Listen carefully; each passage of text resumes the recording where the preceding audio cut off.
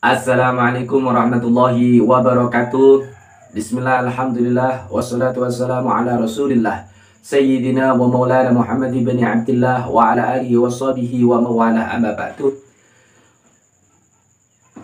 Para sahabat, para teman-teman yang sangat berbahagia dimanapun Anda berada, pada kesempatan hari ini marilah kita bersama-sama ngaji bareng.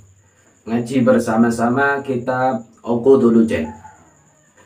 Mudah-mudahan pada kesempatan hari ini kita semua senantiasa mendapatkan hidayah oleh Allah, mendapatkan ilmu yang bermanfaat, mendapatkan rizki yang halal, barokah, kadah fi dunya hatal akhirah, serta dimudahkan segala urusan kita oleh Allah Subhanahu wa Ta'ala. Semoga anak dan keturunan kita diberikan oleh Allah keturunan yang sholihin, sholihat, serta mudah-mudahan kelak sewaktu-waktu kita dipanggil oleh Allah mendapatkan pungkasan husnul khotimah. Ala hadiniyah wa ala kulli niyatin sholihah ila hadratin Nabi Mustafa Muhammadin sallallahu alaihi wasallam wa ala alihi wa azwajihi wa dzurriyyatihi wa ali baitil kiram ikraman wa ta'diman al-maghfirah Ramakiji Ismail Ibrahim Ramakiji Bashiruddin Ismail Ramakiji Ibnu Amruddin Ismail Zawjati Gus Iman Sampurna wa ila hadrati Gus Samsuduha wa ila hadrati Ki Haji Kiai Mbah Nawawi Banten wa ila hadrati Ki Haji Khalil Mangkalan wa ila hadrati Syekh Jumatil Kubra wa ila hadrati jami'i asatidina wa asatidihim wa masayikhina wa masayikhihim. Al-Fatihah. Bismillahirrahmanirrahim. Alhamdulillahirabbil alamin arrahmanir rahim maliki yaumiddin.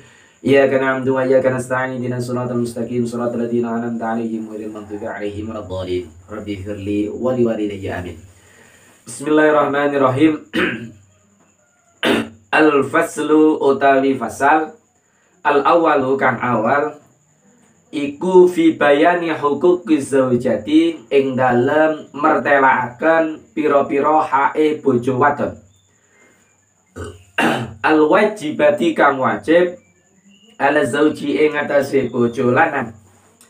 Fasal yang pertama ini menjelaskan tentang haknya istri terhadap suaminya. Wahya utawi huququz zaujah iku husnul usrati, bagusi pergaulane. Sahabatku yang sangat saya banggakan, haknya istri terhadap suami yang pertama adalah suami wajib memperlakukan pada istrinya itu husnul usrah, bagusi pergaulan, memperbaiki muasyarah, memperlakukan istri dengan baik. Baik itu tutur katanya, baik itu tingkah lakunya, dan lain-lain. Karena apa? Wanita itu adalah ego khasnya suami. Kalau misalkan suami itu tidak husnul usrah, tidak memperlakukan istrinya dengan baik, dalam arti di situ istrinya sudah taat, istrinya sudah baik pada suami, lantas suami kok di situ tidak memperlakukan istri dengan baik, maka bisa jadi murka Allah akan datang kepada suami tersebut. Ya, sudah sepantasnya wajib bagi sang suami untuk memperlakukan istrinya dengan baik. Karena apa? Kalau suami itu memperlakukan istri dengan kasar, maka istri, ya mohon maaf, istri itu tidak akan respect terhadap suami. Seperti contoh, kalau andaikan punya suami itu memanggil istrinya dengan sebutan yang baik, maka istri juga akan memanggil suaminya dengan baik. Contoh, istriku sayang, maka istri juga akan memanggil suaminya suamiku sayang. Kalau suami memanggil dengan panggilan beb, misalkan zaman sekarang kan seperti itu, beb, Maka istri juga akan memanggil suaminya dengan panggilan Beb, bukan Pepe, tapi Beb itu yayangku, seperti itu. Sama ketika suami memperlakukan istrinya dengan jelek, tidak husnul usroh, tidak memperlakukan istrinya dengan baik, baik itu ucapan maupun perilaku. Seperti contoh, manggil istrinya dengan sebutan nama saja, misalkan misalkan Zainab, nah Zainab, sini kamu. Maka istri tersebut juga akan apa? Mengijabahi panggilan itu dengan kata-kata yang kasar. Apa sih? Berbeda dengan sayang, sini. Istriku, sini. Dalem mas, dalem sayang, dalem beb. Itu. Jadi istri itu asalnya tergantung suaminya. Kalau suami memperlakukan istri dengan baik, maka istri tersebut akan memperlakukan suaminya dengan baik. Tapi ya tidak mesti. Kadang itu suami sudah memperlakukan baik, ada istri tidak memperlakukan suami dengan baik.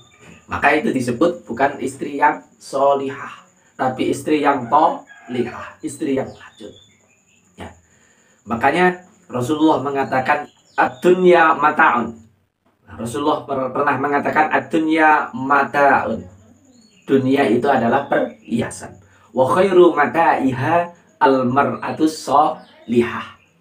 Sebaik-baik dunia itu adalah wanita yang solihah.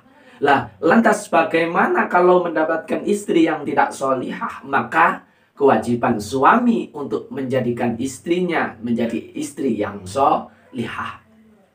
Makanya di sini nanti akan kita bahas. Kalau istrinya itu tidak mengerti tentang agama, tidak mengerti tentang ibadah, maka wajib bagi sang suami untuk mengajarnya, untuk mengajarinya, untuk mendidik istrinya.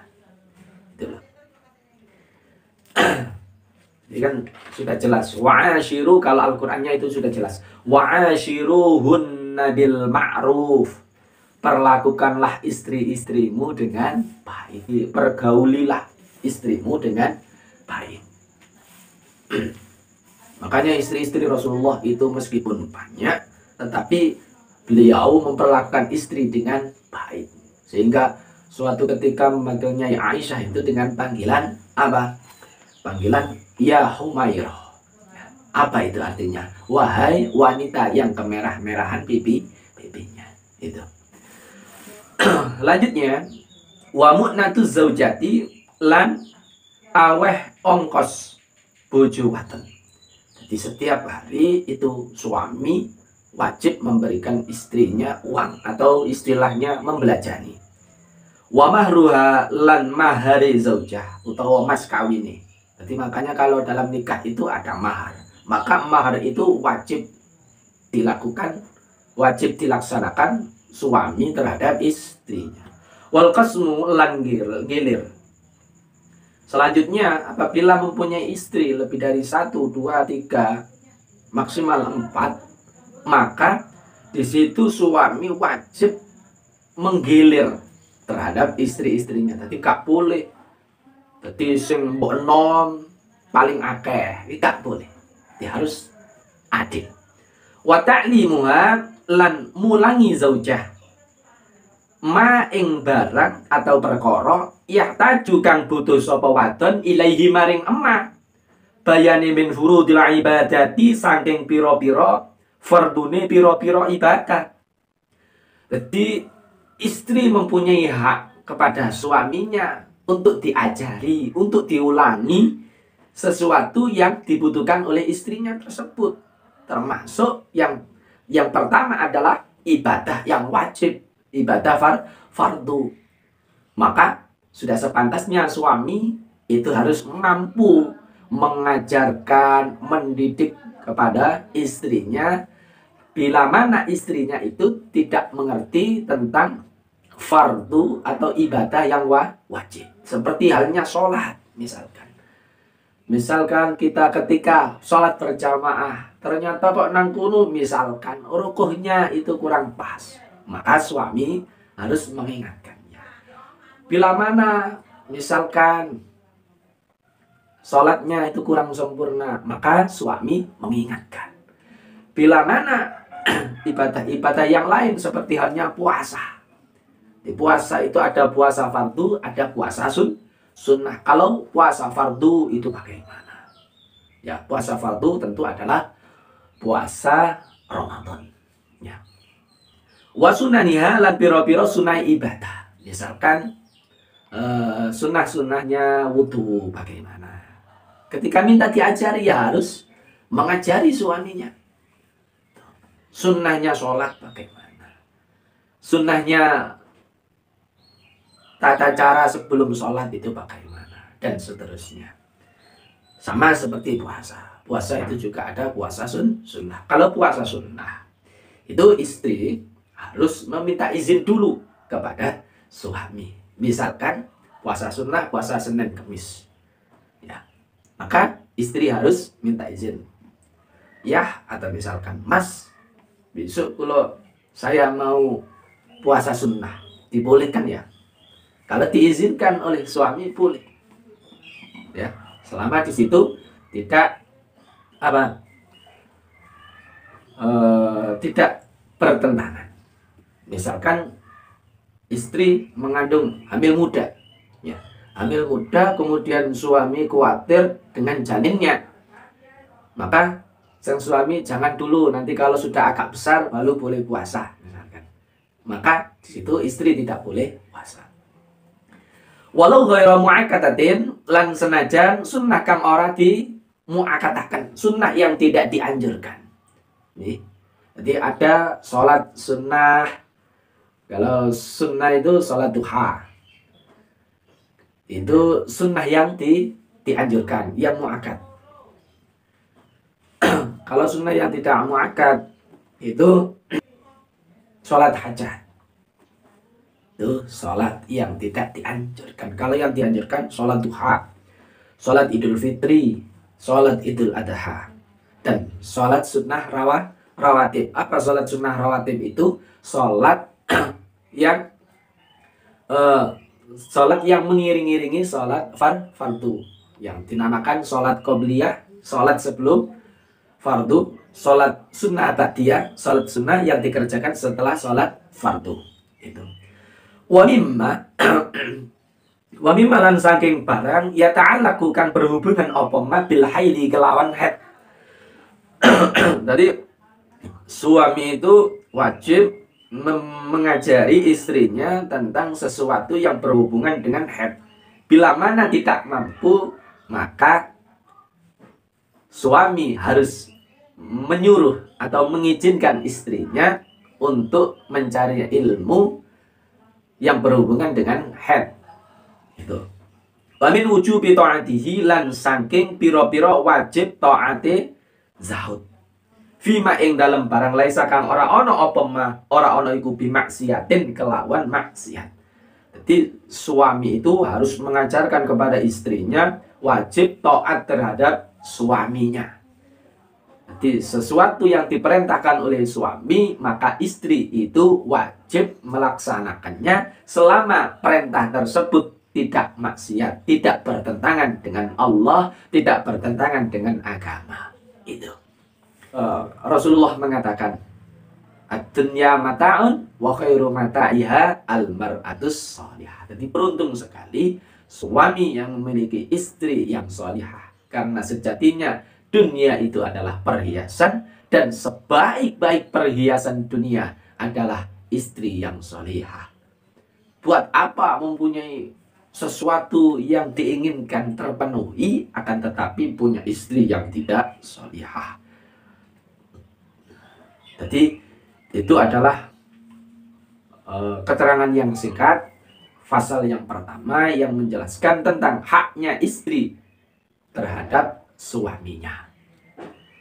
Semoga menjadi tambahan ilmu yang barokah, manfaat fid dunya hatal akhirah. Kurang lebihnya saya mohon maaf. Bila ada salah kata atau salah keterangan, boleh diingatkan dalam kolom komentar. Saya akhiri. Assalamualaikum warahmatullahi wabarakatuh. Allahumma sholli ala Muhammad.